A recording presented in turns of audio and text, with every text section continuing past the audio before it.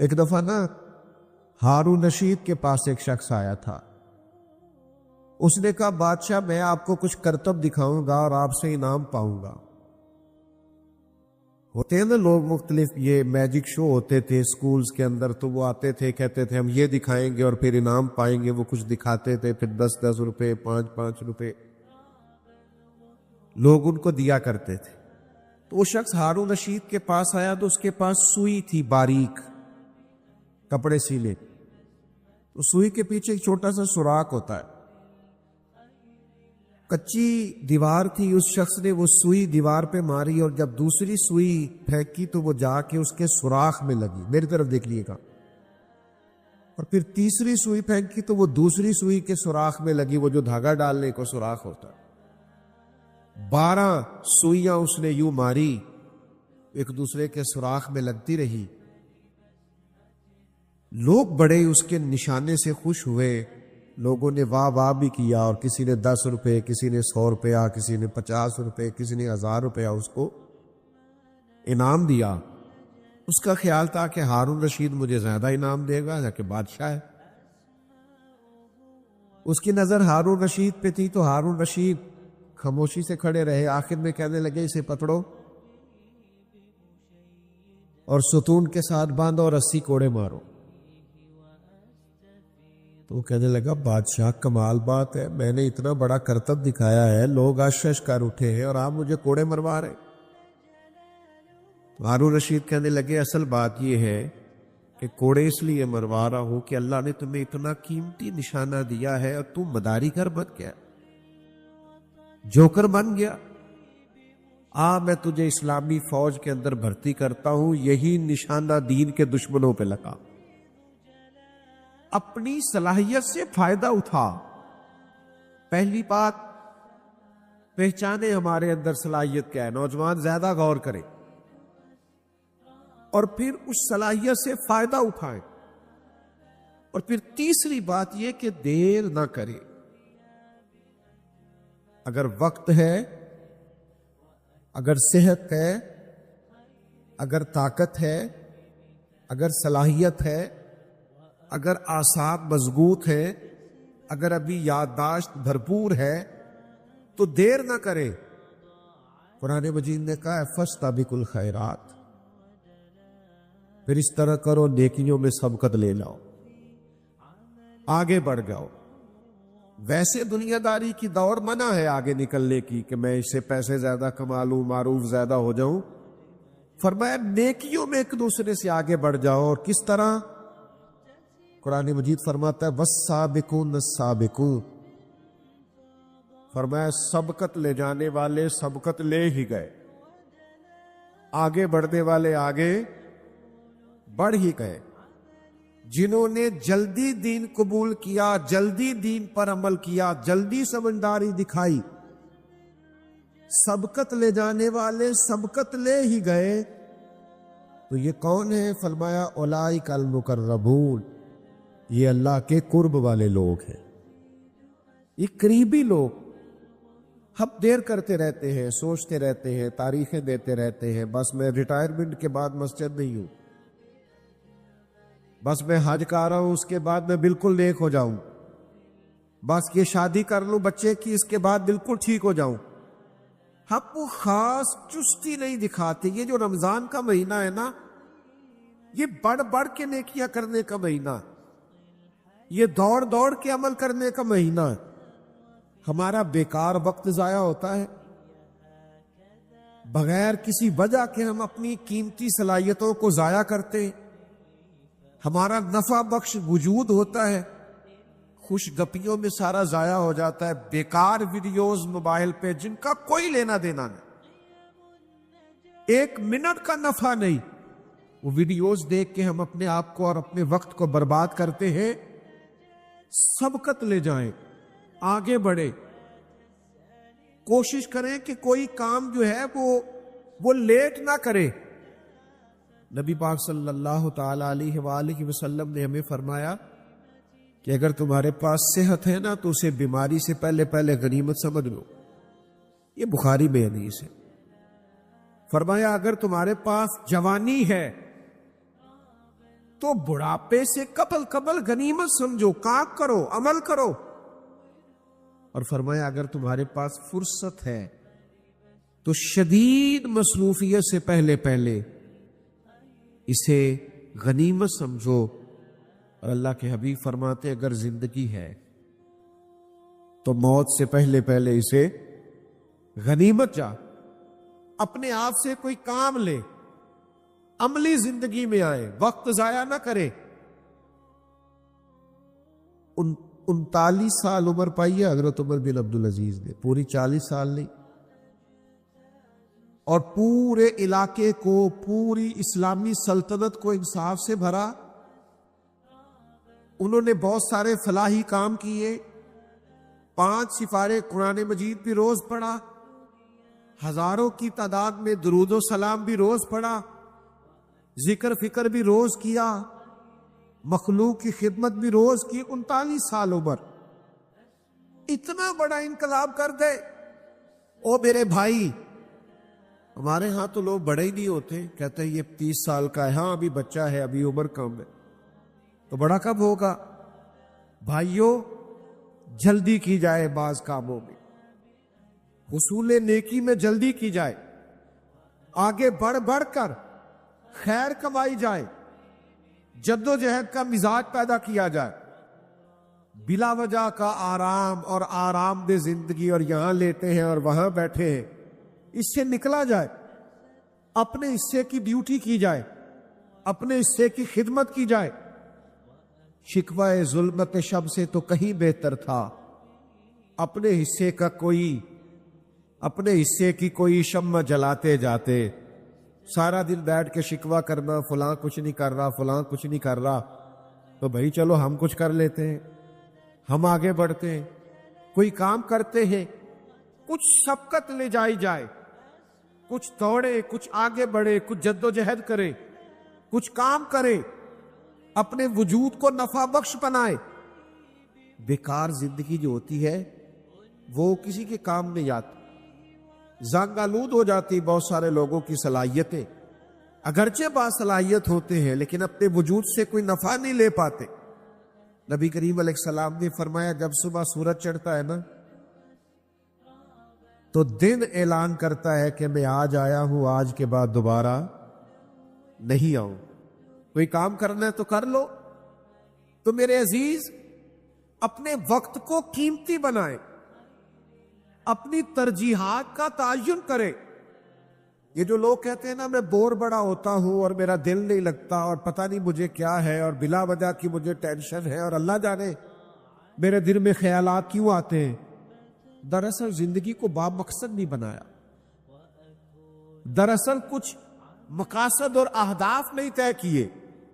جب زندگی میں ہدف کوئی نہیں نہ ہوتا، مجھے بتائیے دولت کمانا کوئی ہدف ہے؟ یہ تو ضرورت ہے، کرے ضرور کریں، لیکن یہ رستہ ہے، یہ منزل نہیں ہے۔ شہرت بھی کوئی ہدف نہیں ہے۔ بتائیے آپ نے اپنی شہرت سے کیا فائدہ لی؟ آپ بڑے اہداف طے کریں، بڑے۔ حضور علیہ الصلوۃ والسلام ایک سفر پر تشریف لے گئے تو کچھ دنوں کے بعد محبوب تشریف لائے، تو سفر جو ہوتا ہے یہ آج بڑا آسان ہو گیا ہے، آرام پہ ہو گیا ہے، انسان ہوائی جہاز کا سفر کرتا ہے اور دنوں کا سفر گھنٹوں میں طے کرتا ہے، بڑی آسانی اور آسودگی ہو گئی ہے۔ لیکن پھر بھی جب سفر کرنا ہوتا ہے تو ایک مشکل تو درپیش ہوتی ہے۔ لیکن آپ اس سفر کو دیکھیے جو گھوڑے پہ ہوتا تھا یا پیدل ہوتا تھا، تو حضور علیہ السلام ایک سفر پہ تشریف لے گئے تو اللہ کے محبوب علیہ السلام کچھ دنوں کے بعد آئے سفر سے، تو حضور کے لباس مبارک پر اور نبی پاک کے جسم مبارک پر سفر کے آثار تھے۔ تو حضور کا طریقہ یہ تھا کہ سفر پر جب واپس آتے تھے تو سب سے پہلے سیدہ فاطمہ کے گھر تشریف لاتے۔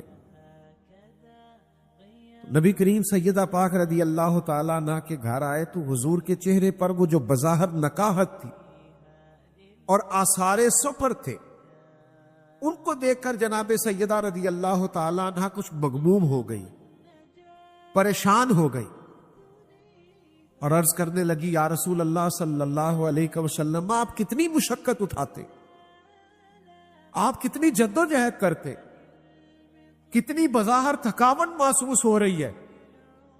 وہ ہمارا بچہ ہمارا ایک دکھ بیان کرے نا کہ آپ کتنی ڈیوٹی کرتے ہیں, تو ہم کہتے ہیں بیٹا تمہیں تو پتہ ہی نہیں, میں تو اس سے بھی زیادہ کرتا ہوں, میرے پاس تو دکھوں کی کتاب ہے, میں نے تو بڑی مشکل سے فلاں فلاں ڈیوٹیاں کی ہے. حضور کی صاحبزادی شہزادی کونین رضی اللہ تعالیٰ عنہا رو رہی ہے کہ یا رسول اللہ آپ اتنی تکلیف برداشت کرتے, تو حضور نے بات کا رخ ہی بدل دیا, نبی کریم نے بات کا زاویہ ہی بدل دیا. حضور فرمانے لگے فاطمہ آپ کے والد کو اللہ نے بڑے مقاصد کے لیے دنیا میں مبعوث فرمایا, ہم بڑے اہداف لے کر بڑے مقاصد لے کر آئے. پھر حضور نے وہ مقصد بیان کیا, فرمایا نہ کوئی گھر کچا بچے گا, نہ پکا بچے گا, اور نہ کوئی جھوپڑی بچے گی جہاں اللہ ہمارے دین کے پیغام کو پہنچا نہیں دے گا. تو جب اتنے بڑے مقاصد ہو تو کچھ تھکاوٹ تو ہوگی, کچھ بظاہر تکالیف تو ہوگی, بلکہ اسی سے ملتی جلتی ایک روایت بخاری شریف میں اور بھی موجود ہے. حضرت عمر فاروق رضی اللہ تعالیٰ عنہ فرماتے میں نبی کریم علیہ السلام کی خدمت میں حاضری دینے کے لیے حاضر ہوا تو حضور موٹے بانگ کی چارپائی پہ آرام فرما تھے. ہم تو بڑے نرم بستروں پہ آرام کرتے ہیں اور دیر تک آرام کرتے ہیں, اور ماں بدولت کو اٹھائے بھی کوئی نہ, اور بڑا طویل, اور جناب کیا کہنے, کہتے موٹے بانگ کی چارپائی پہ حضور آرام فرما تھے. جب میں حاضر بارگاہ ہوا تو محبوب اٹھے, اچانک حضور کی کمر مبارک سے ذرا قمیض مبارک ہٹی تو میں نے دیکھا کہ وہ موٹے بانگ کی چارپائی کے نشان حضور کے جسم اقدس پر ہے. یہ بخاری میں موجود. تو حضرت عمر کہتے ہیں میں رو پڑا. یہ آپ فلسفے کو سمجھیے گا. میں نے عرض کی یا رسول اللہ صلی اللہ تعالی علیہ وسلم, وہ کیسر و کسریٰ, وہ اللہ کے دین کے دشمن, وہ اتنی آرام سے زندگی گزارے, اور آپ اللہ کے محبوب ہیں, آپ حبیب مطلق ہیں, اور آپ کا یہ حال ہے کہ پشت مبارک پر موٹے بانگ کی چارپائی کے نشان ہیں. تو حضور نے کیا سوچ دی؟ نبی کریم فرمانے لگے عمر کیا تم یہ پسند نہیں کرتے کہ وہ دنیا میں بڑی آسانی دیکھیں اور آخرت میں رسوا ہو جائے, اور ہم دنیا میں تھوڑی مشقت برداشت کریں اور آخرت کی ساری عزت اللہ ہمیں ہی عطا فرما دے.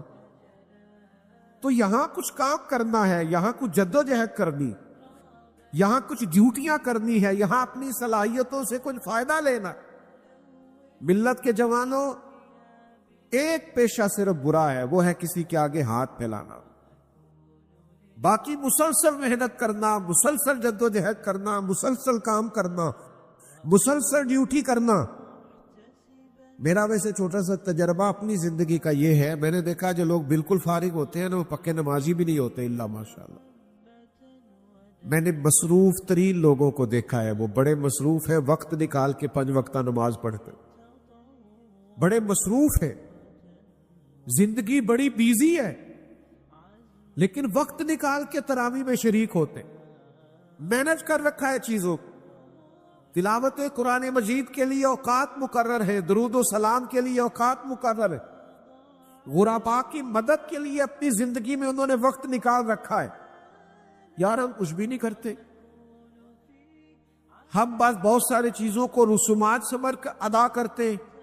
کتنا بڑا مجمع ہے, آپ کتنے سارے لوگ بیٹھے ہیں, اگر ہم سارے آج یہ طے کریں کہ ہم محنت کریں گے, جدوجہد کریں گے, نیکیوں میں سبقت لے جانے کی کوشش کریں گے, تو اتنے سارے ورکر اگر تیار ہو جائیں کام کرنے کو, خدمت کرنے کو, ڈیوٹی کرنے, کوئی مسجد کی ڈیوٹی کر رہا ہے, کوئی غرباء کی مدد کر رہا ہے, کوئی محلے میں کام کر رہا ہے, کوئی اپنے خاندان میں ڈیوٹی کر رہا ہے, وقت بچ گیا ہے تو اللہ کے گھر آئے ہیں, نوافل پڑھنے شروع کر لی, لیکن اپنے آپ کو بیکار نہیں کرے, ورنہ انزائٹی کہیں نہیں گئی, ڈپریشن تو کہیں نہیں گیا, پھر تو لوگ جو ہے وہ ذہنی تناؤ کا شکار تیزی سے ہو رہے ہیں. لیکن اگر آپ اپنی مثبت مصروفیات وقت پر شروع کریں گے, کمال ہو جائے گی, زندگی کام لگ جائے گی. لیکن دیر نہیں کرنی، ساری زندگی طے کرنے میں نہیں لگا دینی، ساری زندگی سوچنے سمجھنے میں نہیں لگا دینی۔ لوگ آئے ڈیوٹی کر کے چلے بھی گئے اور ہم طے کرتے پھر رہے۔ حضور علیہ الصلوۃ والسلام نے 23 سال میں انقلاب برپا کیا ہے، اور نبی پاک علیہ السلام نے ہماری تربیت یہ کی ہے کہ ہمیں سبقت لے جانی ہے نیکی کے کاموں میں۔ حضرت عمر فرماتے ساری زندگی میری دوڑ لگی رہی کہ میں ابو بکر سے نیکیوں میں آگے نکل جاؤں۔ یہ بڑی پسندیدہ دوڑ ہے، اس کو لگائیے کہ خیر کا کام میں نے کرنا ہے، خیر کی ڈیوٹی میں نے کرنی، یہ جدوجہد میں نے کرنی ہے۔ اپنے اندر وہ صلاحیت پیدا کیجئے، مثبت سوچ کے ساتھ آگے بڑھیے، جدوجہد کیجئے۔ آپ یقین کریں بہت سارے سادے لوگ بہت بڑا بڑا کام کر جاتے ہیں زندگی میں، اللہ تعالیٰ کام لے لیتا ہے، وہ تھوڑی سی کوشش کرتے ہیں پھر اللہ کی مدد آ جاتی اور بڑا کام ہو جاتا۔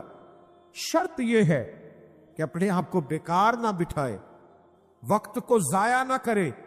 وقت ہمارے ہاتھوں سے نکلتا جا رہا ہے، بال سفید ہو رہے ہیں، جسم میں دردیں ہو رہی، آہستہ آہستہ کمزوریاں بڑھ رہی۔ اپنے حصے کی ڈیوٹی کرے۔ حضرت جابر بن عبداللہ رضی اللہ تعالیٰ عنہ بیان فرماتے ہیں، یہ حدیث بخاری شریف میں موجود ہے، فرماتے احد والے دن نہ میں نے ایک صحابی کو دیکھا، وہ کھجور کھا رہے تھے، تو کھجور کھاتے کھاتے حضور کی بارگاہ میں پہنچ گئے، چلتے چلتے عرض گزار ہوئے، یا رسول اللہ صلی اللہ علیہ وسلم، اگر میں اس جنگ میں شہید ہو جاؤں تو کہاں جاؤں گا؟ تو حضور نے فرمایا اگر اللہ شہادت کا درجہ عطا کرے تو آپ جنت میں جائیں گے۔ وہ کھجور کھا رہے تھے۔ مجھے بتائیے کھجور کھانے میں کتنا ٹائم لگتا ہے؟ کتنے گھنٹے صرف ہوتے ہیں؟ کتنے دن لگتے ہیں؟ کھجور ہی کھانا ہے نا۔ تو جتنی کھجور وہ کھا چکے تھے کھا لی، باقی انہوں نے گلے سے نکال دی، اور بقایا انہوں نے چھوڑ دی۔ جو کھا رہے تھے کھا لی، باقی چھوڑ دی، اور اسی وقت تلوار پکڑی اور میدان میں چلے گئے۔ تھوڑی دیر انہوں نے جہاد کیا، اللہ تعالیٰ نے شہادت کا مرتبہ عطا فرمایا۔ وہ جو انہوں نے بقایا کھجور چھوڑ دی، اس کا مطلب یہ ہے کہ امت کو یہ پیغام دیا کہ میں شہادت کے قریب جانے میں اتنی دیر بھی نہیں کرنا چاہتا جتنی کھجور کھانے میں دیر لگ۔ مجھے جلدی سے آگے بڑھنا، جلدی سے سبقت لے جانی ہے، جلدی سے کام کرنا ہے، یہ ڈیوٹی ہے، اسے سر انجام دینا ہے، اپنے آپ سے تھوڑے وقت میں زیادہ کام لینا ہے، وقت کو سمیٹنا ہے۔ بہت سارے کام ہیں جو کرنے والے ہیں، جو تشنا ہے۔ ابھی تو ہم نے اپنی والدہ کو ڈھیر سارا وقت دینا ہے، والد کے قریب بیٹھنا ہے، ان کے حکم سننے ہیں، ان کے بڑھاپے میں ان کے پاس بیٹھنا ہے، ان سے مشورے کرنے۔ ہم نے اپنی اولاد کو ٹائم دینا ہے، ان کے چھوٹے چھوٹے سوالات سننے، ان کی ذہن کی سطح پر ابھرنے والے خیالات کے جواب دینے، ان کے ساتھ وقت گزارنا ہے۔ ہم موبائل پہ لگے ہوئے ہیں، اور مرد عورت کا لباس ہے، عورت مرد کا لباس ہے۔ کچھ باتیں ایسی ہیں جو بیوی صرف شوہر سے کر سکتی ہے، کسی اور سے نہیں کر سکتی۔ اس کے لیے وقت نکالنا ہے، اس کو ٹائم دینا ہے، اس کی بات سننی ہے۔ پھر آپ کے احباب ہیں جو آپ پر اعتماد کرتے، وہ آپ سے مشورہ چاہتے، ان کی بہت ساری باتیں رکی ہوئی ہیں، آپ ان کو اچھی مثبت اور بہترین رائے دیں گے تو انہیں آگے بڑھنا ہے، کام کرنا ہے۔ آپ جس ادارے سے وابستہ ہیں، جس جگہ آپ ڈیوٹی کرتے، اس کو آپ کو بہترین صلاحیتیں دے کر آگے لے کے جانا ہے، لیکن ہم جلدی نہیں کرتے، ٹائم نہیں دیتے۔ کچھ کاموں میں جلدی کرنے سے منع کیا گیا، عجلت نہ کرو، لیکن نیکیوں میں جلدی کرنے کا حکم دیا گیا۔ سبقت لے جانے کی بات کی گئی، آگے بڑھنے کی بات کی گئی، زیادہ سے زیادہ ڈیوٹیاں کرنے کی بات کی گئی ہے۔ میرے عزیز، ہم کمزور پڑتے جا رہے ہیں۔ ہم دیکھتے ہیں کہ ہماری سوسائٹی میں تبصرے کرنے کا رواج بڑھ گیا، بس بیٹھو باتیں کرو، گفتگو کرو، فلاں کچھ نہیں کر رہا، فلاں یہ کر رہا ہے۔ او میرے بھائی، آپ کے پاس جو صلاحیت ہے آپ اس سے کام لیں، آپ ڈیوٹی کریں، آپ اپنے آپ کو تیار کریں۔ میں نے ایک دوست سے کہا، میں نے کہا کہ آپ اپنا قرآن مجید درست کریں، پہلے تو مخارج ٹھیک کریں، پھر اس کے بعد اس طرح کریں کہ آپ اس کے مفاہیم کو سیکھنا شروع کریں۔ تو مجھے کہنے لگے 40 42 45 سال عمر ہو گئی، اب تو زبان ہی موٹی ہو رہی ہے۔ تو میں نے پھر محبت سے ان سے پوچھا، میں نے کہا یہ موبائل تو آپ نے بڑی جلدی چلانا سیکھ لیا ہے، واٹس ایپ بھی آپ کو آ گیا ہے، اور فیس بک پہ تصویر لگانا اور جناب فلاں چیز اپلوڈ کرنا آ گئی ہے نا سب کو خیر سے، اور کیا کیا ہمیں چیزیں آ گئی ہے۔ یہ اب پہلے جاتے تھے نا ہم کبھی کسی دفتر میں، پٹوار خانے میں، بینک میں، کسی دفتر میں، تو بڑے بڑے رجسٹر رکھے ہوئے ہوتے تھے لوگوں نے، وہ جب اوپر سے اتارتے تھے تو گرد بھی اڑتی تھی۔ لیکن پھر کمپیوٹر آ گیا تو کیا لوگوں نے جواب دے دیا، انکار کر دیا کہ ہم سے نہیں سیکھا جاتا؟ لوگوں نے کورسز کیے 4 مہینے کے، 6 مہینے کے، کمپیوٹر سیکھا۔ او بھائی، اگر 50-60 ہزار کی نوکری بچانے کے لیے کمپیوٹر سیکھا جا سکتا ہے تو قبر حشر بچانے کے لیے قرآن مجید بھی سیکھا جا سکتا ہے۔ لیکن ہم نے توجہ نہیں کی، ہم نے اپنے آپ سے وہ نفع نہیں لیا، وہ سعادات نہیں حاصل کی۔ تو خیر جلدی سے بانٹے، آپ کوشش کریں کہ اپنی صلاحیت سے زیادہ کام لیں، نفل بھی پڑھنے ہیں، عبادت بھی کرنی ہے، قرآن مجید بھی پڑھنا ہے، دوسروں کے کام بھی آنا ہے، اپنے آپ کو پورے طور پر مزین کر لینا ہے۔ آپ یقین کریں، جو لوگ ہر وقت کام لگے رہتے ہیں نا، وہ بہت آگے نکل جاتے ہیں۔ ہمارے ایک بزرگ گزرے ہیں، شاید آپ نے بہار شریعت نامی کتاب کا نام سنا ہو۔ یہ صدر الشریعہ مولانا امجد علی صاحب اعظمی رحمۃ اللہ علیہ نے کتاب لکھی ہے۔ حضرت بہت بڑے استاد تھے اور بڑے علماء کے استاد تھے، بہت پڑھایا، اور لکھنے بیٹھے تو فقہ حنفی کا انسائکلوپیڈیا تیار کر دیا۔ اور پھر مزے کی بات یہ کہ اعلیٰ حضرت کی خدمت میں بیٹھتے، اعلیٰ حضرت کے سامنے وہ آیت پڑھتے، فاضل بریلوی ترجمہ لکھواتے، یہ کام بھی کرتے، عمر بھر پڑھاتے، کام کرتے، کتابیں چھپواتے، عمر گزار دی۔ ایک دن فاضل بریلوی فرمانے لگے، یہ مولانا امجد علی تو ایسے لگتا ہے جیسے کام کی مشین ہے، یہ تو کام ہی کرتے رہتے، ڈیوٹی کرتے رہتے۔ ہمارے بزرگ ہمیں کہا کرتے تھے، زمین کے اوپر کام، نیچے جا کے آرام۔ کام کرے، جد و جہد کرے، ہمت کرے، کوشش کرے، آگے بڑھے، اور آپ یقین کریں محنت کرنے والے کی محنت میرا رب ضائع نہیں فرماتا۔ آپ کوشش کر کے تو دیکھیں، آپ آگے تو بڑھیں، آپ اپنی زندگی کو نیکیوں سے مزین تو کریں۔ مجھے بڑی تکلیف ہوتی ہے ان نوجوانوں پر جن سے پوچھتے ہیں نا کیا کرتے ہیں تو کہتے کچھ بھی نہیں، آج کل فارغ نہیں۔ میں بڑا پریشان ہو جاتا ہوں کہ چڑھتی جوانی ہے اور یہ فارغ ہے۔ علامہ اقبال کہتے ہیں، لہو مجھ کو رلاتی ہے جوانوں کی تن آسانی۔ کہتے جب میں نوجوانوں کو آرام پسند دیکھتا ہوں تو میں لہو کے آنسو روتا ہوں۔ تمہیں تو آگے بڑھنا چاہیے تھا۔ اور اقبال کہتے ہیں کہ تیرے زمانے کا برحق امام بھی وہ ہے جو تیرے اندر جذبہ پیدا کر دے کہ کوئی کام کرنا ہے، کوئی خدمت کرنی ہے، کچھ کر کے دنیا سے جانا ہے، کچھ ہمیں ڈیوٹی کرتی ہے، وقت فرصت ہے کہاں، کام ابھی باقی ہے، نور توحید کا اتمام ابھی باقی ہے۔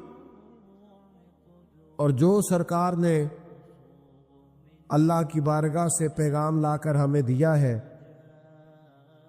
اس سب پر صدق کے دل سے ایمان لانا۔ ویسے جو ایمان ہوتا ہے یہ انسان کو طاقتور کرتا ہے۔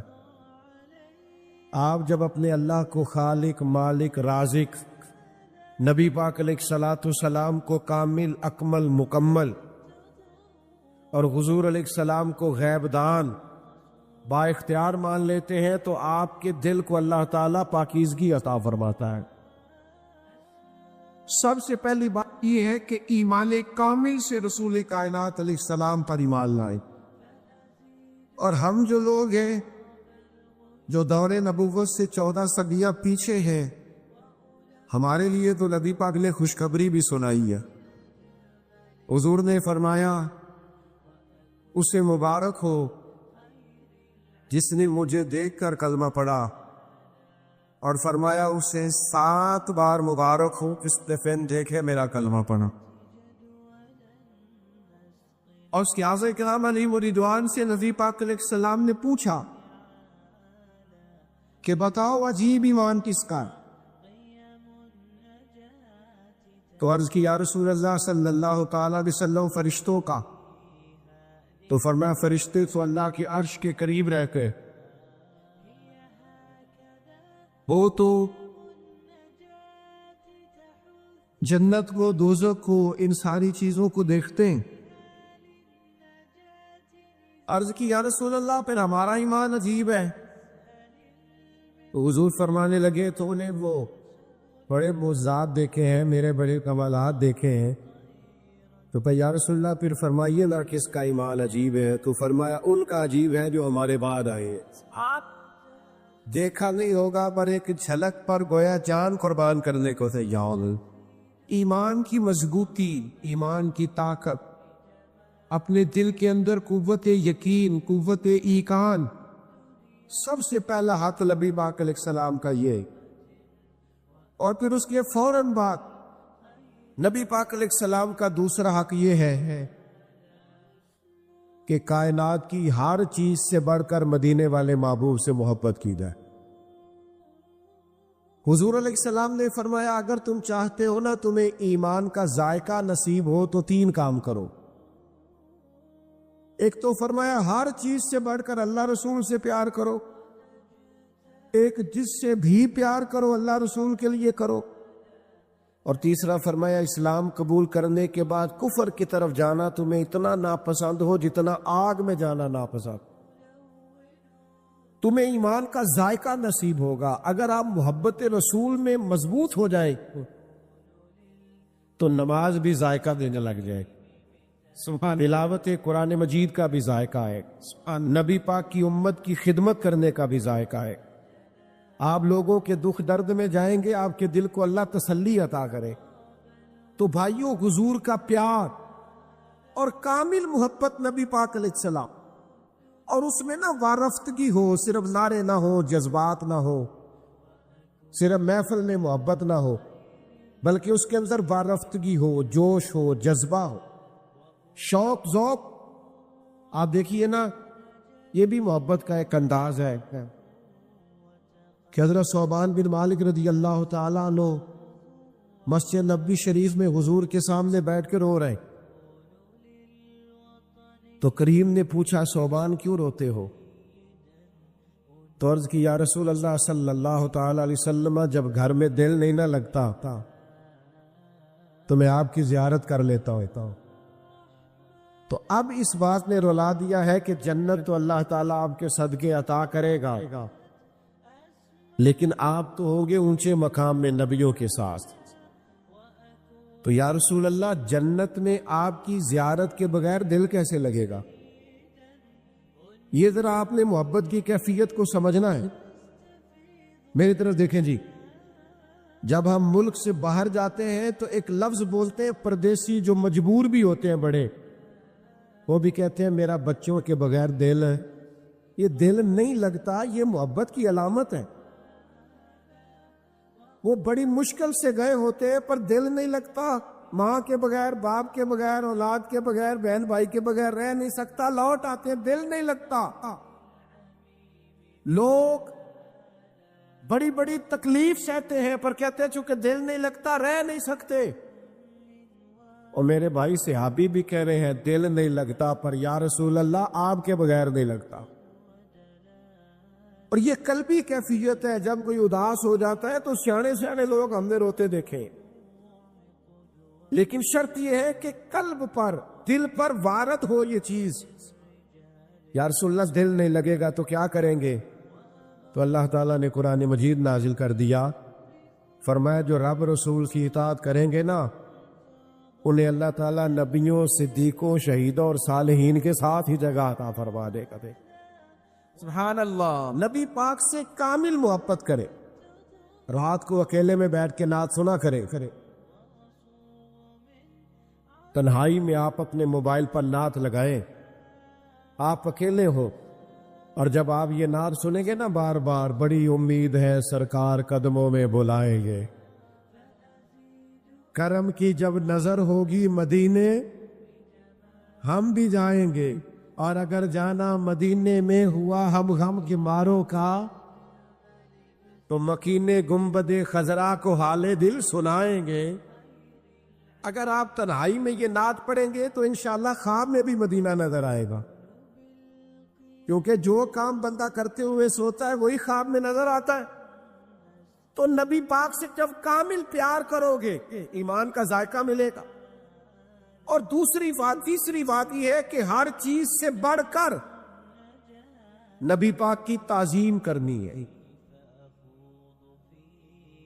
یہ جو بے ادب ہے نا، بے ادب جنہیں نام نہیں لینا آتا، ان لوگوں کے پاس نہیں بیٹھنا جنہیں حضور کا نام تک نہیں صحیح لینا آتا۔ حضور کی تعظیم کرنی، توقیر کرنی، جملے ادب والے۔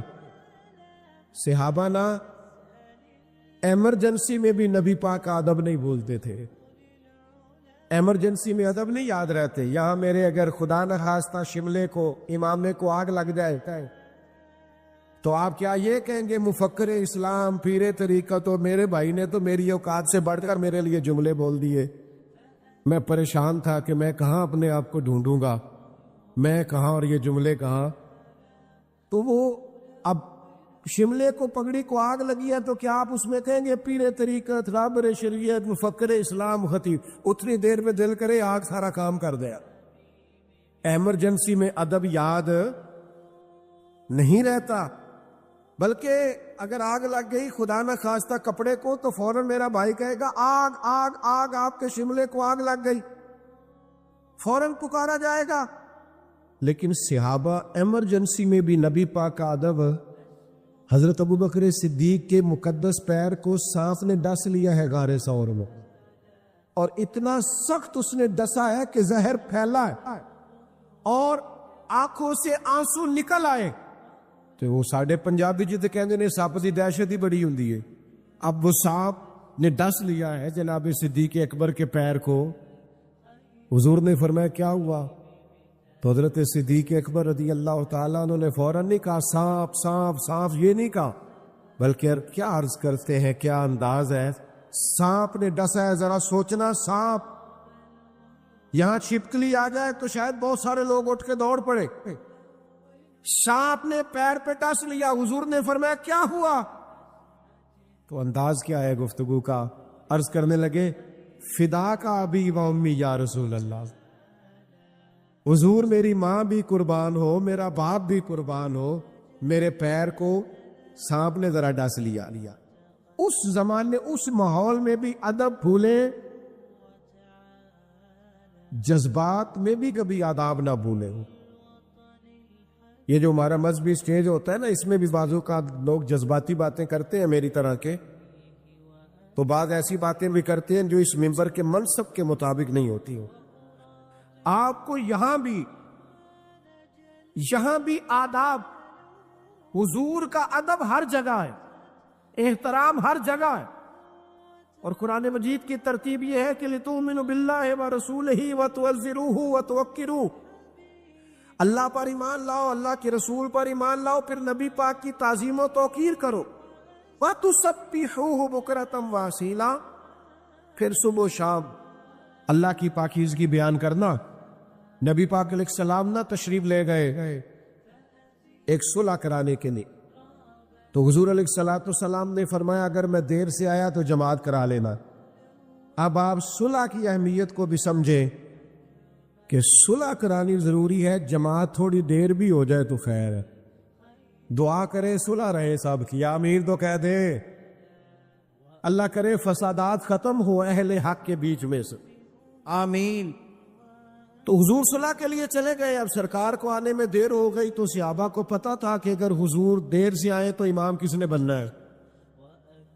ایک آمد ہوئی تو مصلی پہ جناب صدیق اکبر کھڑے ہوئے۔ معراج کی رات نا، معراج کی رات نبی پاک کا مقدس بازو تھام کے حضرت جبریل نے مصلی پہ کھڑا کیا تھا، تو کسی نے اعتراض نہیں کیا، سب کو پتا تھا یہ امام الانبیاء ہے۔ لیکن حضرت صدیق اکبر کو تو میرے مصطفیٰ نے مصلی پہ کھڑا کیا ہے۔ یہ حضرت صدیق اکبر کی امامت کا کمال ہے۔ حضور نے فرمایا ابو بکر کو حکم دو میری طرف سے لوگوں کو نماز پڑھا، تو فرمایا دیر سے آئے تو جماعت کرا لینا۔ جناب صدیق اکبر جماعت کرا رہے، حضور ذرا دیر سے آئے۔ اب جب آئے نبی پاک تو صف میں شامل ہوئے، تو صحابہ نے نا متوجہ کیا جناب صدیق کو کہ حضور آ گیا۔ ان کو جب پتا چلا نا نبی پاک آ گیا تو جماعت کراتے کراتے ہی حالت نماز میں ہی حضور کی تعظیم شروع کر دی۔ ایک قدم انہوں نے پیچھے ہٹایا تو نبی پاک نے فرمایا پڑھاؤ نا نماز۔ انہوں نے دوسرا قدم پیچھے ہٹایا، دور بیٹھے ایک درویش حدیث کا ترجمہ کرنے لگے۔ وہ کہنے لگے نماز پڑھا کہ میں تے وال ویکھا ہے، سبحان اللہ۔ انہوں نماز پڑھا کہ میں تے وال ویکھا، مینو کعبہ بھول کے آئی، بھول گئیاں نی سب سوم صلاتاں اکو یار دا فکر پہ آئی۔ اعلیٰ حضرت بریلوی رحمت اللہ علیہ فرمانے لگے حاجیو آؤ شہنشاہ کا روز، کعبہ تو دیکھ چکے ہو، کعبے کا بھی کعبہ دیکھو۔ نماز حضور آگے کھڑے ہو گئے، نماز پڑھائی اور نماز مکمل کر کے میرے کریم نے فرمایا ابو بکر جب میں نے جو کہا تھا تو جماعت کرائی کیوں نہیں؟ کہ یا رسول اللہ ابو کا آفا کے بیٹے کی اتنی جرت بھی نہیں کہ نبی پاک کی امامت کرائے۔ تو حضور کا ادب، تعظیم، توقیر بڑا ضروری کام ہے، یاد رکھنا۔ اور چوتھی بات، حضور کا ہر حکم ماننا امت کے لیے ضروری ہے۔ واجب ہے امت پر کہ نبی پاک کا ہر حکم مانے۔ اور میں والے دن حضور کا حکم مانتے ہو، بیٹے شادی والے دن کیوں نہیں مانتے تھے؟ کول والے دن تو بلا لیتے مولانا صاحب کو، پیر صاحب کو، تو یہ محفل مہندی والے دن کیوں نہیں کرتے تھے؟ وہ حاجی صاحب کہتے ہیں مینوں نہیں پتا، میں ڈیرے تے سا۔ انج نہ کرو، ان تسی بڑے حاجی ہو، نمازی ہو، حج بھی کیتی جاندے ہو تے لہو بھی پیتی جاندے ہو، کھو کے مال یتیماں دا تے بھیج مسیتی جاندے ہو، پٹ تلاں دے سیندے نہیں تے ٹوپیاں سیتی جاندے ہو، نفس تے چھری پھیرتے نہیں تے دمبے کیتی جاندے ہو، اور فرض پلائی بیٹھے ہو تے نفلاں نیتی جاندے ہو، اور 10 تے سے بلے شانو ایک ہی کیتی جاندے ہو۔ شہیدوں کی اہمیت کو سمجھیں، شریعت ہر جگہ شریعت ہے، دین ہر جگہ دین ہے۔ آپ اتنی بڑی تعداد میں جلوہ فرما ہے۔ میں عرض کروں گا نبی پاک کا کوئی حکم جب ہم تک پہنچ جائے تو پھر ہم نے برادری نہیں دیکھنی، پھر ہم نے قبیلہ، یہ داڑھی کا کوئی وزن ہوتا ہے ویسے؟ رکھتے کیوں نہیں؟ اور رکھو تو پوری رکھو جو حضور کا طریقہ ہے۔ اور میرے بھائی عورتیں پردہ کریں جو نبی پاک کا طریقہ ہے۔ خدا را 5 نمازیں میرے نبی نے ضروری قرار دی ہیں۔ سود حرام ہے حضور نے کہہ دیا تو قیامت تک حرام ہے۔ کوئی لاکھ دلیلیں لاتا پھرے، پر جسے اللہ رسول نے حرام کیا ہے وہ حلال ہو سکتا؟ اس لیے محمود بڑا پیار کرتے تھے ایاز سے، ایاز غلام تھا نا، تو بعض لوگوں کو اعتراض تھا کہ آپ اس سے زیادہ پیار کرتے ہیں، تو محمود نے ایک دن سوچا کہ تجربہ نہ کرا دیں لوگوں کو پیار زیادہ کیوں کرتے ہیں، تجربہ نہ کرا دیں۔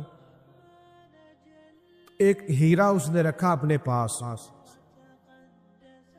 اور وہ جو سیانے سیانے بندے سارے کھڑے تھے نا ان کو بلایا، ایاز کو آخر میں بلایا، ایک کو بلایا کہا یہ ہیرا تو توڑ دو، میری طرف دیکھنا یار، میری طرف دیکھو، ہیرا تو توڑ دو۔ تو وہ کہنے لگا بادشاہ اتنا قیمتی ہیرا ہے توڑوا کے کیا کرو گے، چھوڑو۔ بادشاہ کہنے لگا نہیں تم بندے سے آنے ہو، تم جا کے بیٹھ جاؤ، ایک دوسرے کو بلا ہیرا توڑ دو۔ کہنے لگا اتنا قیمتی ہیرا ہے، توڑوا کے کیا کریں گے؟ وہ سارے سیانے مشورہ دے کے چلے گئے۔ آخر میں محمود نے ایاز کو بلایا اور بلا کے کہا یہ ہیرا توڑ دو۔ اس نے 1 منٹ نہیں لگایا، ہتھوڑی ماری توڑ دیا۔ تو بادشاہ کہنے لگا اتنے لوگ جو مجھے مشورہ دے رہے تھے کہ ہیرا نہ توڑوا تو نے کو توڑ دیا ہے، تجھے نہیں پتا قیمتی ہے؟ تو ایاز کہنے لگا بادشاہ میں نے زندگی میں طے کیا ہے جو چیز ٹوٹتی ہے ٹوٹ جائے، تیرا حکم نہیں ٹوٹنا چاہیے، ٹوٹ جائے کائنات کی ہر چیز پر، تیرا حکم نہ ٹوٹے، یہ میں نے طے کر لیا۔